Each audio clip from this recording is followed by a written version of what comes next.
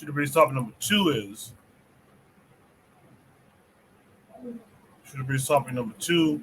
It says, "Is this the real reason Americans are so good at sports today?" This came with a link taking us to Twitter.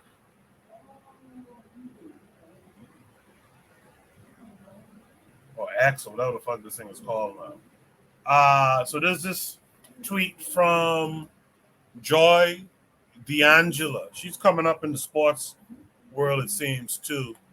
The caption says, Rick Barry goes on epic rant about his era versus today's era. So it's a minute and a half. I'll play it twice, and then we'll discuss it.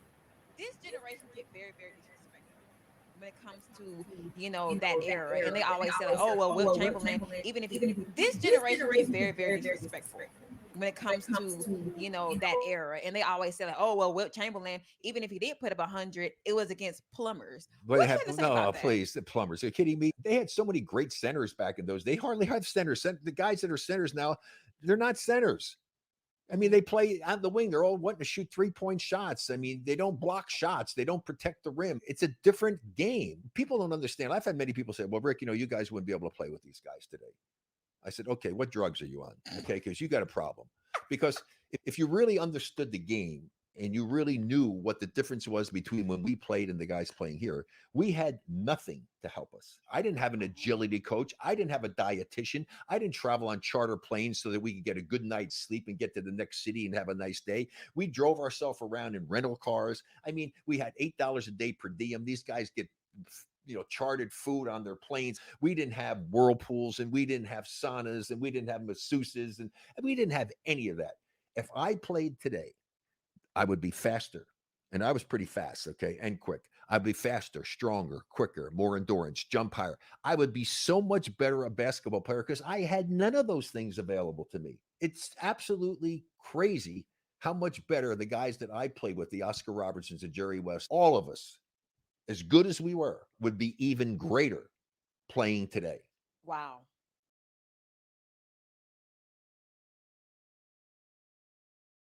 This generation get very, very disrespectful when it comes to, that era. And they always say, like, oh, well, Wilt Chamberlain, even if he did put up 100, it was against plumbers. Please, the plumbers. Are you kidding me? They had so many great centers back in those. They hardly have centers. The guys that are centers now, they're not centers.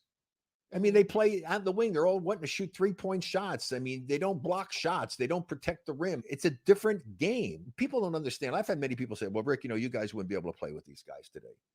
I said, okay, what drugs are you on? Okay, because you got a problem.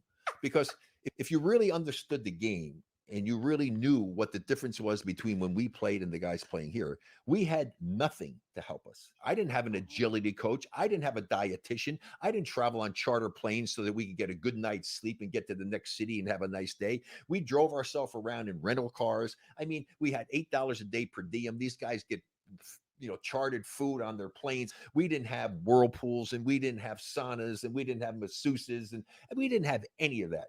If I played today, I would be faster. And I was pretty fast, okay, and quick. I'd be faster, stronger, quicker, more endurance, jump higher. I would be so much better a basketball player because I had none of those things available to me. It's absolutely crazy how much better the guys that I played with, the Oscar Robertsons and Jerry West, all of us, as good as we were, would be even greater playing today. Wow.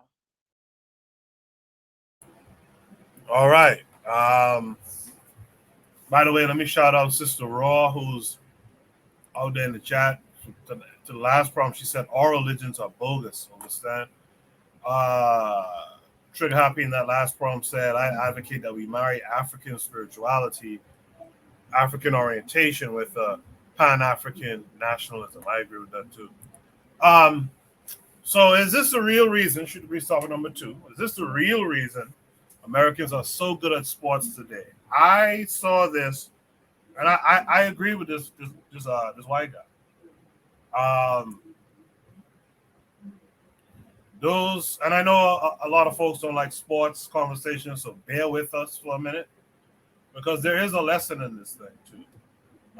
The reason why America is so good at, not just sports or various things, even like war. It's because they put the money into it. They put the research and development into it. They could boast about having the best basketball players. Yeah, because y'all put crazy effort into this thing called basketball or football or what have you. So I agree with him. Side note, I think this conversation was in response to former NBA player Gilbert Arenas, who has a podcast who's been making the rounds. And I think he may have the #1 podcast in sports. And, he spends a lot of time dissing the 80s guys. But the thing that these guys don't realize is that those who came along, let's say who came along in the let's say those who came along in the 2010s, right? They were inspired by the generation before them, who was inspired by the generation before that. It's like a big brother and a little brother playing basketball. The big brother is gonna do all kind of different moves and score the ball that the little brother can't do. But here's the thing: the little brother is gonna work on it, become better, and is gonna be better at those moves by the time he gets to the age that the big brother was practicing those moves on it. That's just the nature of the beast. The reality of it is, the rest of us, like particularly black nations, we don't have the facilities. Juana from the same place I'm from.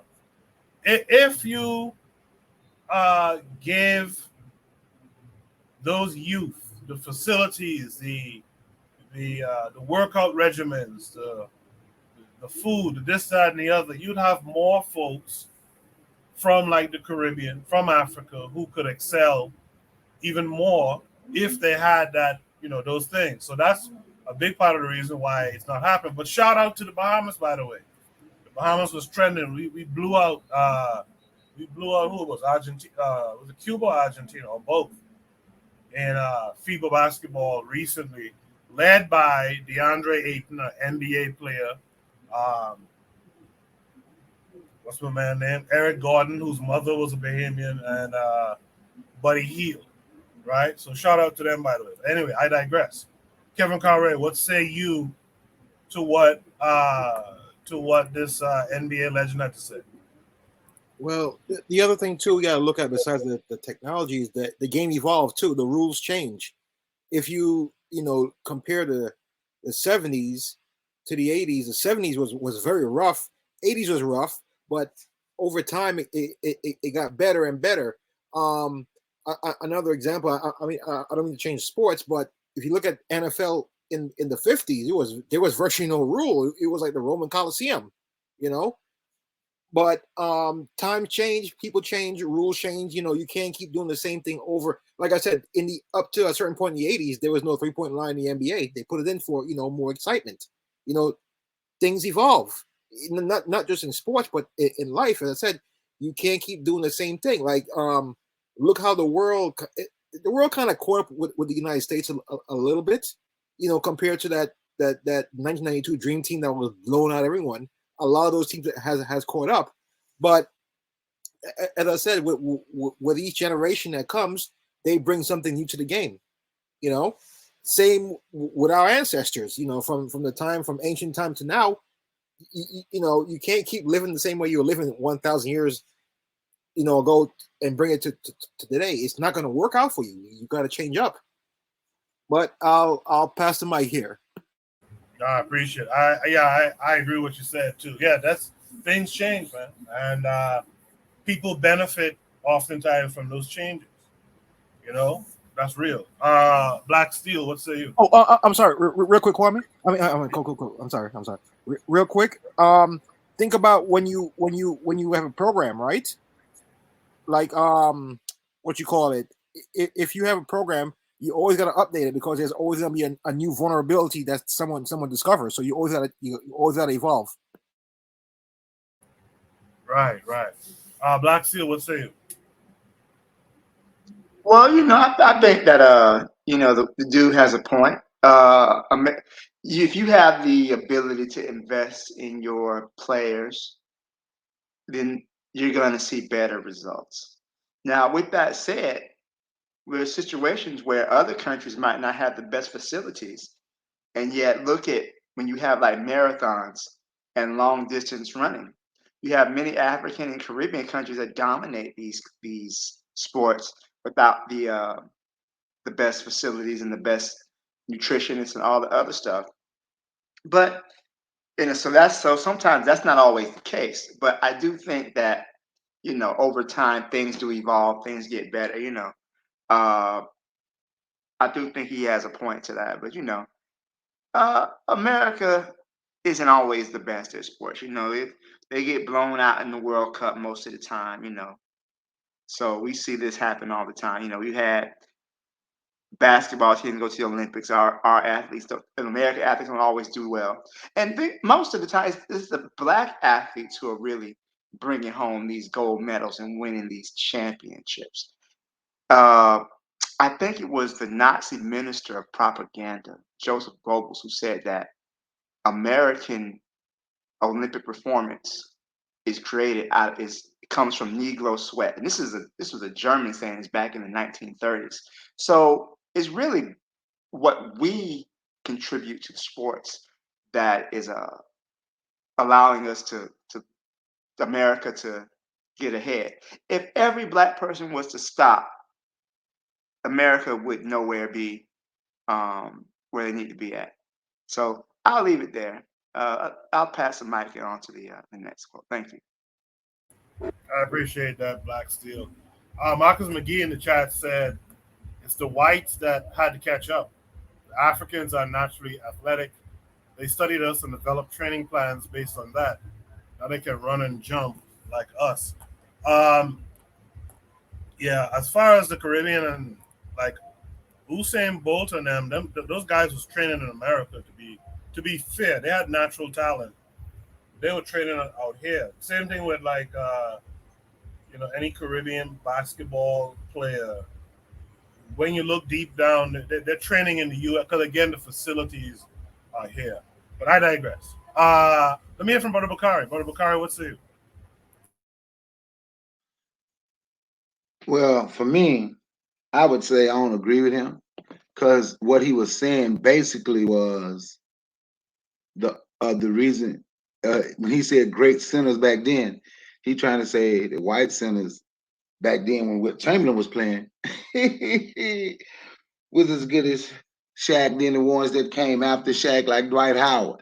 That's what he was saying. Now I do agree when he was saying they put more into it, right? And they do put more into it because they had to wait to see if it was gonna grow. But I don't think those players would have been. Just look and see who they was playing against. Look and see how many black people was on that court. You understand? So then you will see. Now, when it comes to black people being more athletic, when I say this, it offends people. Jimmy the Greek said it a long time ago. Now, I found out he said it, but I thought this, but he shouldn't have said that. White boy had no business saying this on TV. Should nobody say this, but I'm just going to be honest. Man, they bred us like animals. And if people don't want to admit that and say, that's why a lot of black people here is more athletic, bigger, stronger, and faster, and can do things, run faster, jump higher, play basketball, football better, most of the majority of the time than our brothers and sisters on the continent. It's not just the facilities, it's also how we were bred.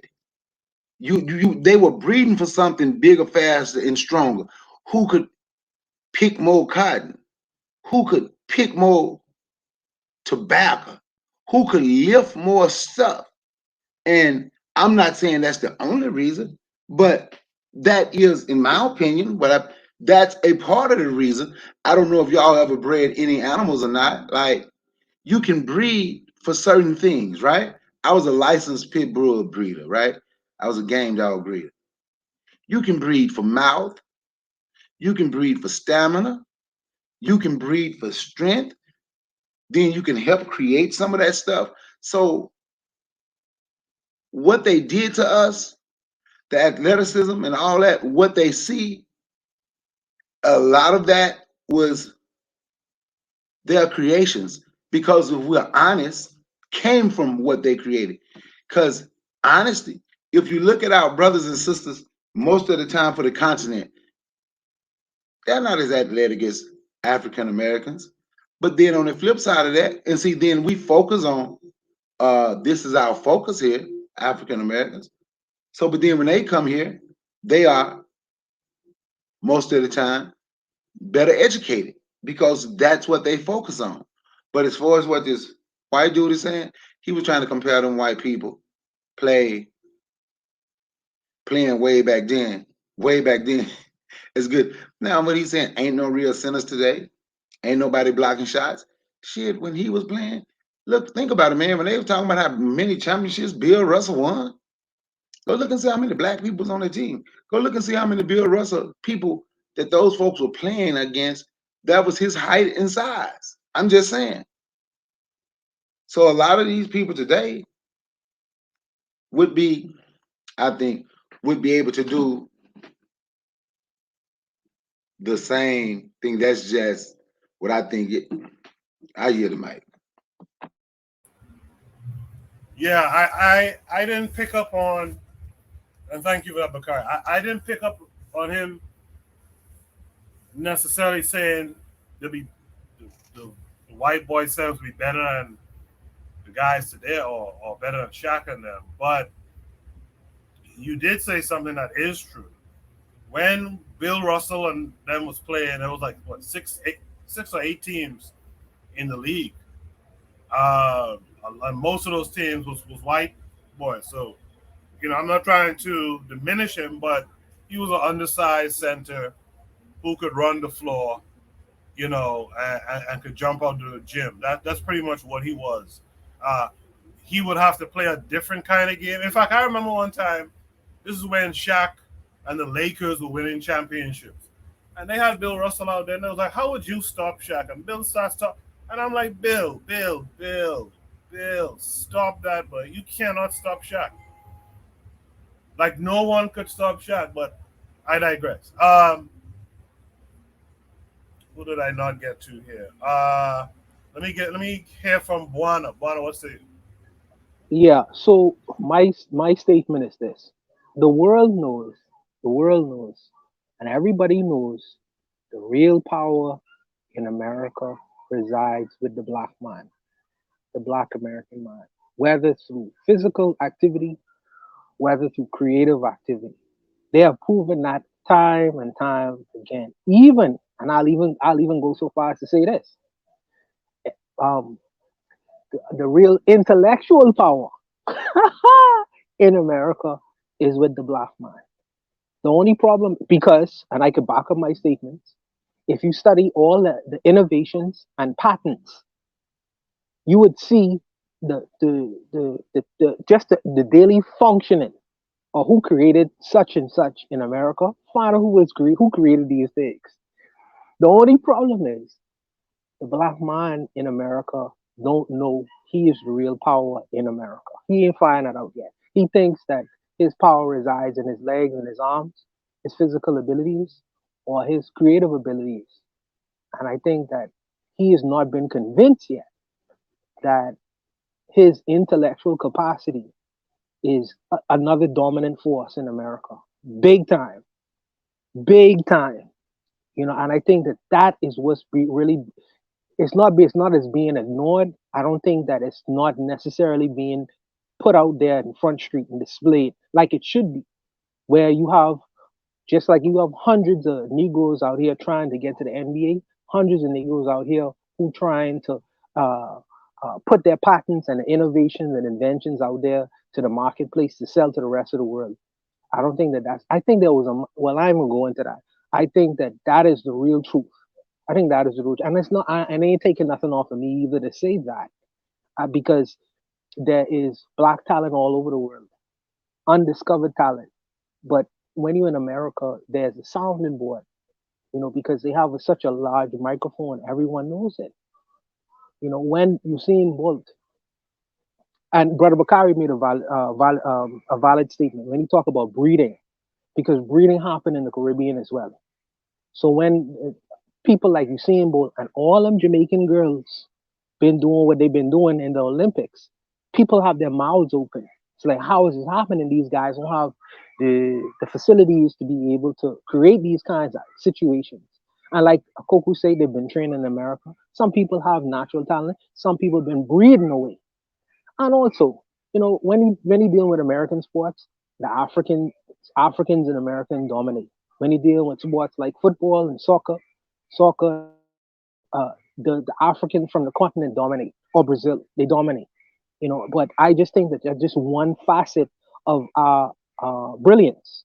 I think it extends beyond that, way beyond that. I don't think that the black man in the Western Hemisphere has discovered himself yet, and he still buys into this belief that we are only able to get on front stage based off our physical talents or our creative talents, and it go far beyond that. But I don't think that we've been convinced of that as yet. That'll change, but I don't think that we've been convinced of that as yet. But everybody knows, that the real power that exists within America is the black man. Everybody, the world knows that. And the white power structure in America tries to convince the black man that his his uh his energies and the things that he does is just wasted. Nobody really pays attention to it. He's just a court jester. But the world sees it differently. And I think that since the black man in America has decided to start going out in different parts of the world, he is seeing how he is appreciated in different ways. But I think that is this is just one aspect of our abilities. I would say this though. If I agree with this old man, if you put a person from back in the day to the league right now, I think that you would see the Kareem Abdul-Jabbar's, the Elgin Baylors, all these people dominating because they coming from they had nothing. They don't have all these accoutrements that these athletes have today. So I think that their abilities would be much enhanced. Just as you say that if you take a slave from the plantation, if you take a slave from the plantation in the 1800s and you put him in 2022 and just leave him to do his thing, I think that he'll be a billionaire tomorrow because he will be caught up with all the things that the 21st century Negro is going to be caught up with. He'll be so shocked that he have the ability to engage in all this access. I think that he would be a billionaire in a few weeks, in a few years. I believe that. I think that where his ability was stifled back then, I think that because the doors would have been swung open in 2020, 2023, I think you will see a different kind of individual. But that's just me and how I look at it. I'll just stop there to be brief. Appreciate that, Buana. Only you've heard everything everyone had to say. What say you? Yeah, so I'm not really sure about this white guy. I kind of feel. Oh, I got an echo. Who's that? But yeah, I kind of feel like what Brother Bakari was saying, might be true. Like, because sometimes white people do that. They do say, "Oh, we're better at them." They just, I mean, I don't know because it just would be kind of bold of him, but it's possible. And I kind of got distracted from the sister, I guess. But what I would say is, yeah, I think we tend to underestimate how much like American training plays a role, because obviously genetics is like genetics is it. Genetics, like you can be born in such a, like you can have the genetics where you will not be athletic, obviously, right? And obviously, there are some people who are going to be just better at something than you are, and not just that, sometimes people are going to like things more than you. I actually enrolled my son in a martial arts course for a bit, and like my son is not, he actually preferred running, Jamaican man, right? But he preferred running. But there were some kids there who were like, like they were a yellow belt, but they were, in their mind they were a blue belt. You know what I mean? That's just a reality. Some people take to sports, some people, but like the training program is really, really present in America, and the economic opportunity to make a lifelong living in athletics or in sports is really popular in America. You know what I mean? Like not just athletics, but entertainment. It is very popular in America. Like you can make a living as an entertainer in America much easier than you can make a living as an entertainer like in Africa. You know, so as an athlete, like particularly like basketball, you know, when we talk about Brazil, that sport that you can do, you can make a living off of, is football, right? In Tanzania, there are football teams, but like you probably couldn't skirt out or like you wouldn't reliably count on your football skills to make a living in Tanzania. You know what I mean? It is very difficult. It's already difficult to make a living in Tanzania. Period. Uh, but the like it's just like yeah, it's just very unlikely. But in America, you have like scouting, you have things. So I think honestly, I would say that the people who are athletes today probably have much better genetics than the people who were athletes back in the day, right? Uh, all the same, you know, just because the scouting is that much more intense, obviously the gene pool is that much wider.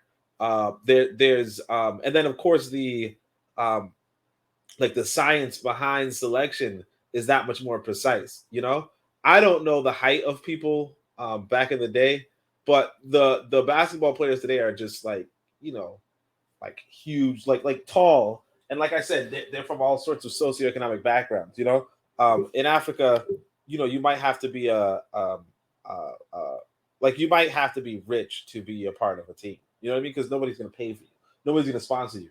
In America, you know, you could be broke, but you like the game enough that somebody's going to sponsor you. You know what I mean?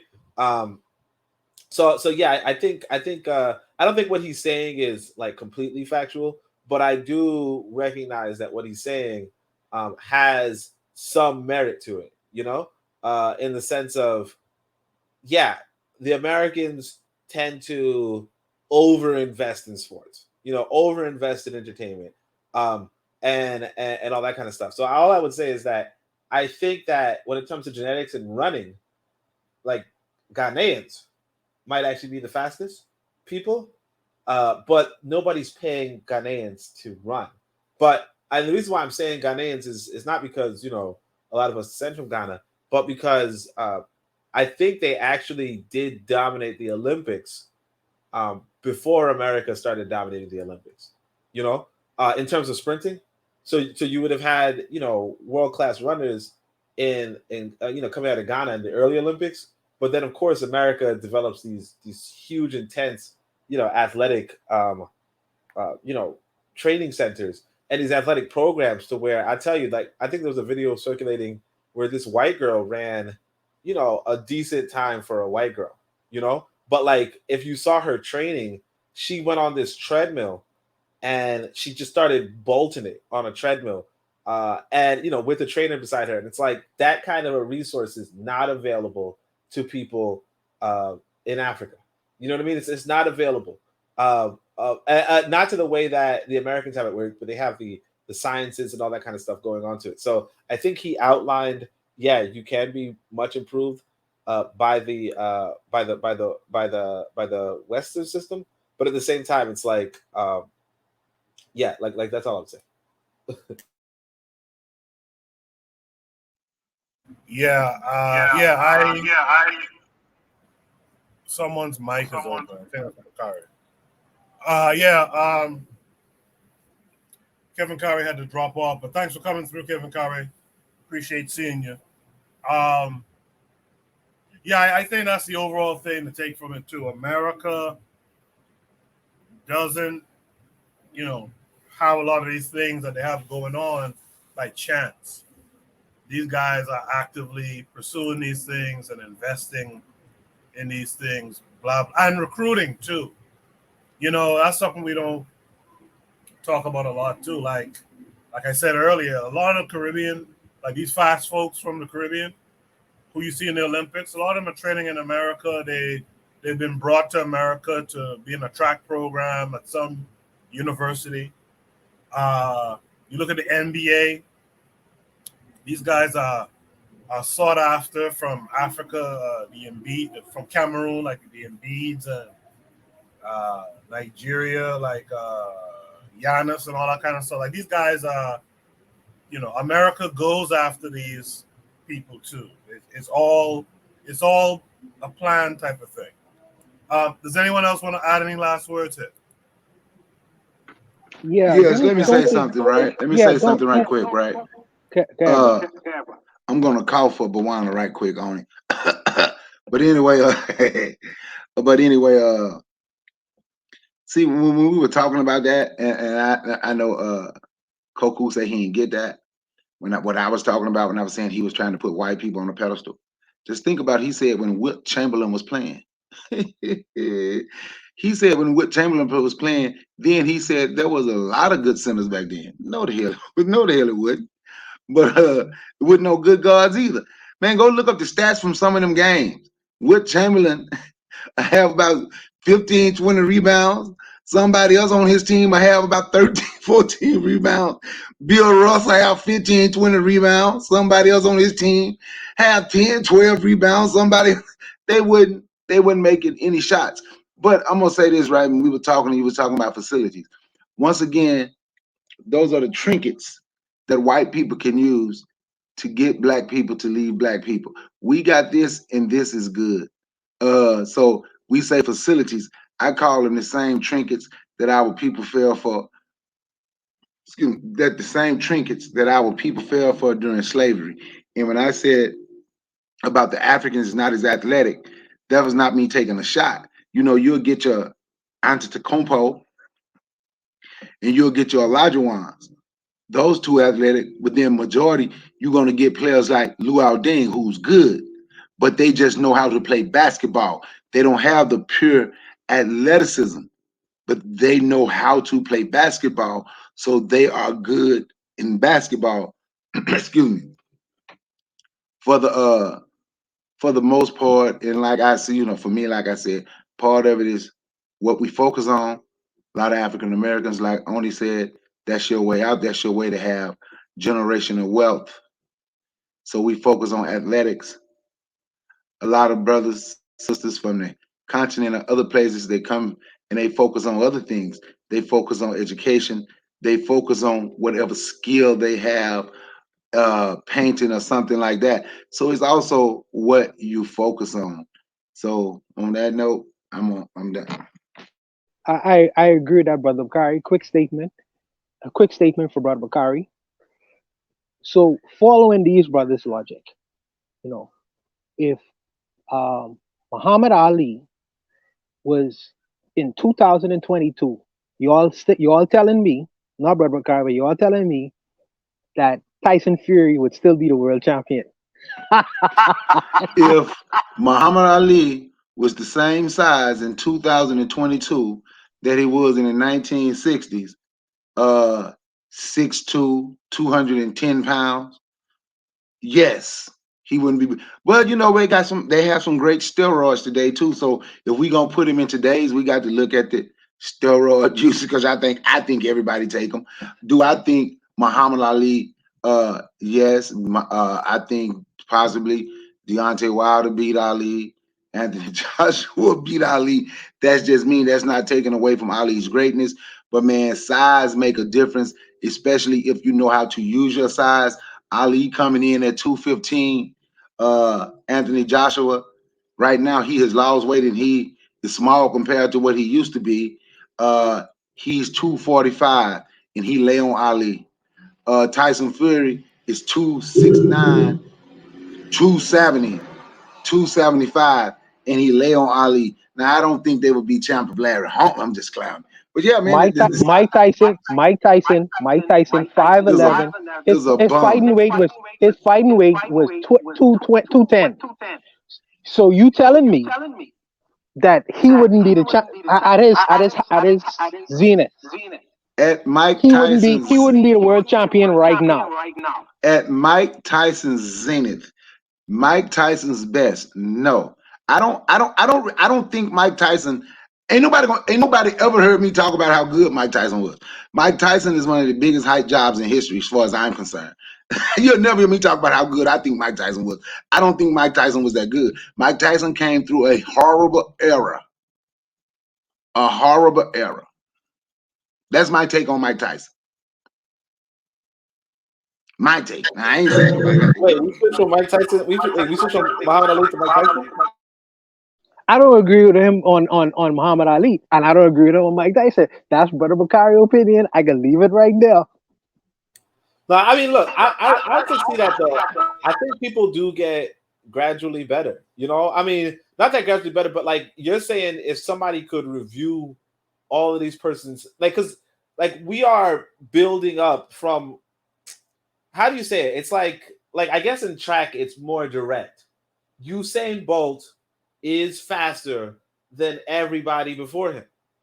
You know, it's just that much. And so you're saying, hey, if you put up the best runner from back in the day based off of back in the day training, like basically if you trained like somebody in 2000, in the year 2000, while you're in the year 2023, you're not going to compete with somebody from 2023.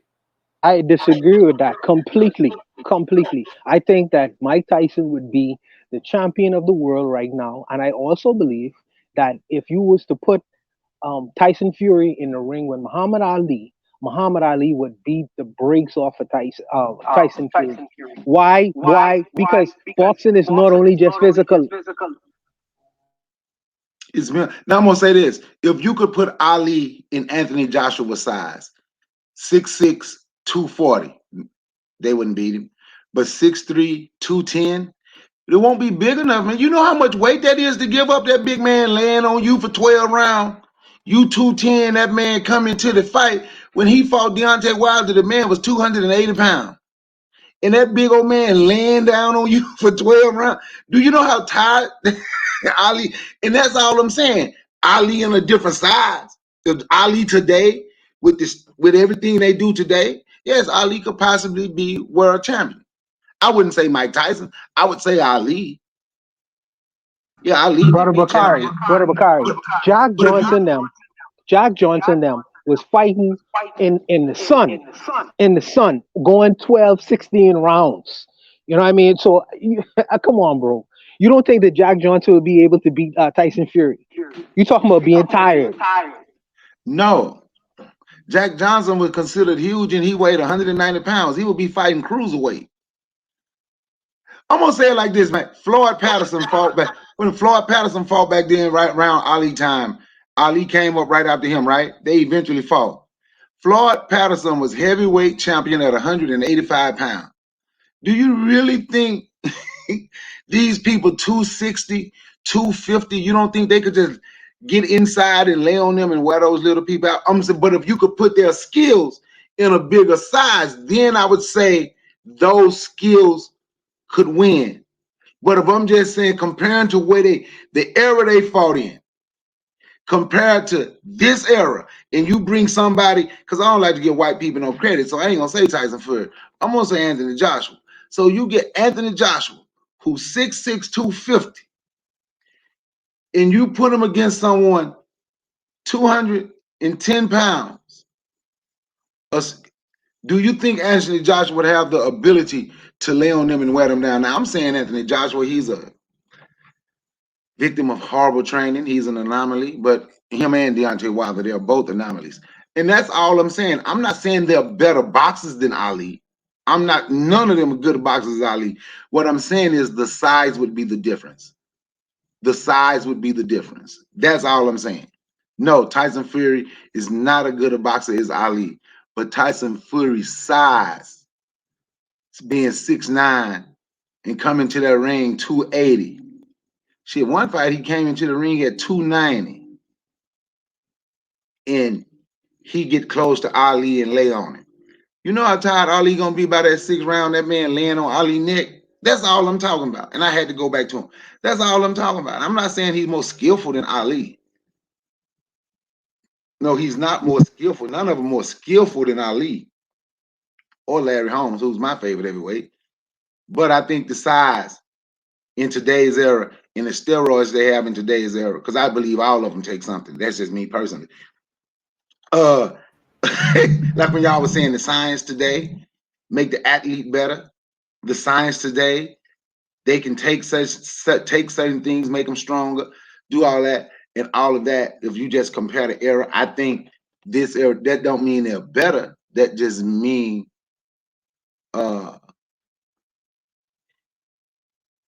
because of the era, because of the size difference, and because of everything else. I just think that would give them an advantage. See, the guy just Marcus McGee just put George Foreman in the chat. George Foreman looked huge, right? He looked huge back then, right, Bawan? Yeah, George Foreman was only like 6'4", 6'5". But you know, and he only weighed 215. So now look how big he looked. He No, was I hear what going you're in. saying. I hear what you're saying. I hear what He you're was saying. 215. Now just imagine, and look how George Foreman was just walking through everybody till he fought Ali. And Ali, he was dumb. But anyway, I'm just saying. That's all I'm saying. I'm not saying they better. That don't mean they're better than Ali. I just think this era, with the size and the steroids and all that, gonna get him the advantage. That's it. I agree with something Bakari said there just now too. Is going back to Rick Barry's talking point. Those guys didn't have the recovery methodologies that these guys have. They didn't have the as good as surgeries when they got those injuries. They were playing back to back to back. These guys, so they complain about that. Now you don't really get back to backs anymore. So like, I think there's something to it. I think if you allow those guys to have that body management, I think there'll be a problem today. I still think Ali would be a problem today, but your points are good in the terms of a bigger man in boxing who could hold you and lean on you, put his weight on you. We saw that happen to Tyson back in the day with Holyfield. Like it will give him some problems. But then again, on the other side of it, with the medicines and the facilities, the training regimens, etc., I think Ali might be just fine.